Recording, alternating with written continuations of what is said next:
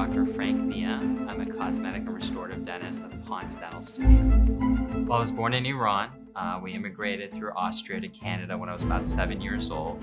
It was a wonderful childhood, learned a lot of valuable lessons from my parents about love, hard work, dedication, and ultimately found my way to the United States before my 21st birthday.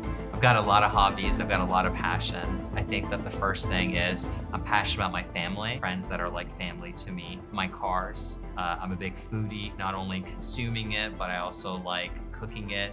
Absolutely, dentistry can make people happy. When you do it through a relational approach, when you do it through excellence, you inspire them, they become the best version of themselves, and that's what happiness is about. I treat you as the human first. When you come in, you connect with me. And once we connect and we actually have a foundation to work from, then it's about me technically being able to understand what is wrong, be able to share a vision with you that addresses the concern you have, and for us to execute and make sure that we take care of you the correct way.